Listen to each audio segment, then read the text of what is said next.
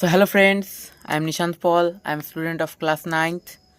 তো আজকে আমি বার্নলিস প্রিন্সিপাল এই টপিকটি একটি এক্সপেরিমেন্ট প্লাস এক্সপ্লেনেশন এটা নিয়ে আমি আমার আজকের এই ক্লাসটা। তো এক্সপেরিমেন্টটি করার জন্য আমাদের একটি পেপার লাগবে। তো এক্সপেরিমেন্টটা আমি শুরু করছি, তারপরে আমি এটার এক্সপ্লেন করছি এটাকে আমি।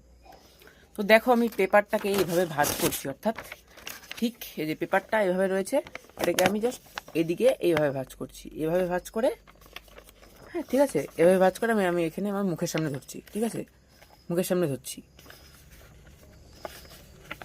এবার আমি ঠিক এই জায়গাটাতে ফু দিব, তারপরে দেখো যে কি হয়।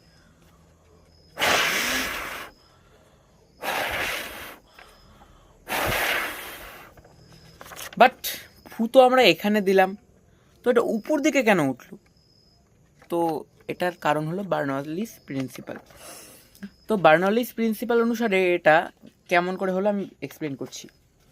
তো দেখো বার্নলিস প্রিন্সিপাল অনুযায়ী কোনো প্রবাহীর জল বা বায়ু, এয়ার, ওয়াটার বা এয়ার, কোনো প্রবাহীর যদি মানে স্পিড বাড়ে তাহলে সেখানে চাপ কমে যায় এবং স্পিড কমলে চাপ বেড়ে যায়। অর্থাৎ দেখো আমি এখানে জোরে ফু দিচ্ছি, অর্থাৎ এই জায়গাটাতে স্পিড বেশি রয়েছে না, এই জায়গাটাতে স্পিড বেশি রয়েছে, অর্থাৎ এখানে চাপ কম রয়েছে, প্রেশারটা কম রয়েছে, স্পিডটি বেশি রয়েছে এয়ারের, অর্থাৎ আমার মুখ দিয়ে যে বাতাসটি বেরোচ্ছে, এবং এর ঠিক নিচ দিকে মানে এয়ারটা কম পড়ছে, ফলে কি হচ্ছে, প্রেশারটা বেশি হয়ে যাচ্ছে। এর ফলে দেখো কি হচ্ছে, আমি যখন ফু দিচ্ছি এখানে প্রেশার কম, এখানে প্রেশার বেশি, অর্থাৎ প্রেশার বেশি থেকে প্রেশার কমের দিকে উঠছে। এভাবে প্রেশারটা বেশি থেকে কমের দিকে উঠছে।